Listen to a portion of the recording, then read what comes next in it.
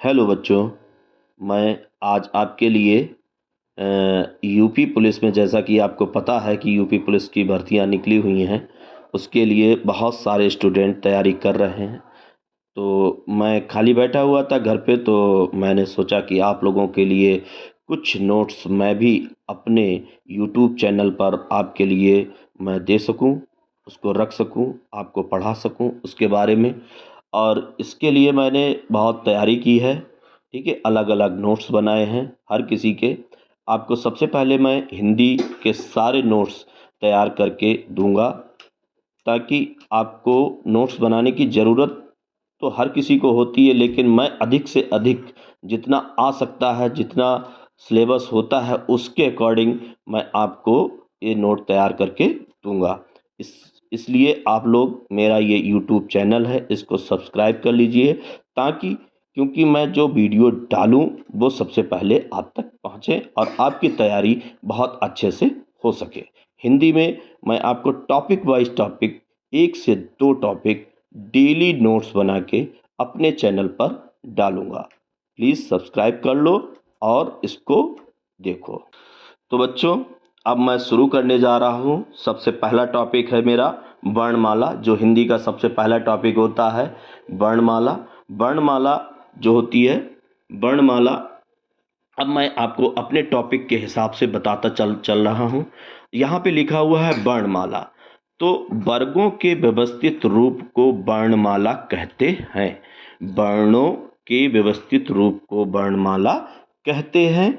और प्रत्येक भाषा में अपनी वर्णमाला होती है। प्रत्येक भाषा की अपनी वर्णमाला होती है।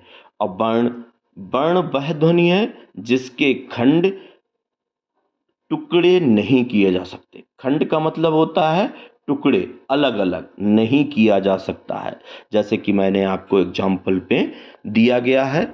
अब आता है वर्णों के भेद। वर्णों के भेद दो होते हैं, स्वर और व्यंजन। वर्णों के कितने भेद होते हैं? दो होते हैं। कौन कौन से होते हैं? स्वर और व्यंजन।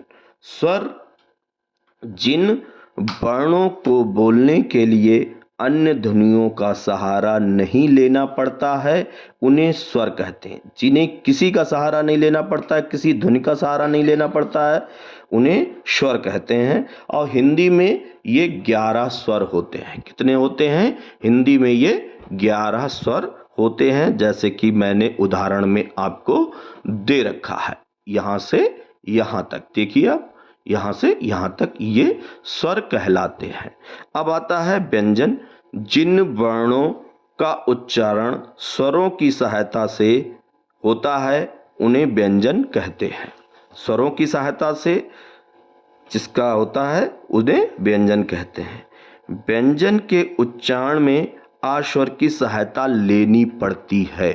आ स्वर की सहायता लेनी पड़ती है। हिंदी वर्णमाला में 33 व्यंजन होते हैं। हिंदी वर्णमाला में 33 व्यंजन होते हैं। जैसे कि ये वीडियो आपके पास पहुंच रहा है, आप इसको नोट कर लो या अपना PDF फाइल बना लो। स्वर के भेद। स्वरों के 3 भेद होते हैं, हास्य स्वर, दीर्घ स्वर, प्लुप्त स्वर। अब ये स्वर, अब इसका क्वेश्चन बन सकता है कि स्वरों के कितने भेद होते हैं, तो कहीं पर आ सकता है, तो आपको इसमें समझ जाइए कि 3 भेद होते हैं। अब बहुत सारे इसी से क्वेश्चन बन सकते हैं। ठीक है, तो आप उसको देखिए, नोट्स को गंभीरता से देखिए।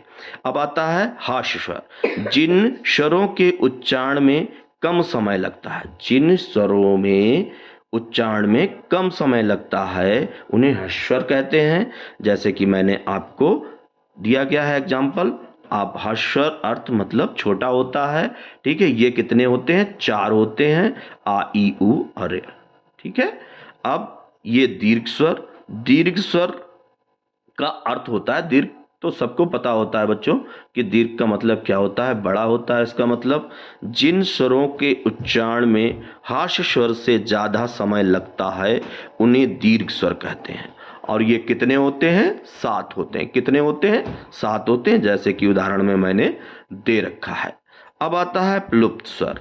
अपलुप्त स्वर में इसके उच्चारण में सबसे अधिक समय लगता है। इसका प्रयोग केवल संस्कृत में किया जाता है। इसका उच्चारण किस में किया जाता है? संस्कृत में किया जाता है।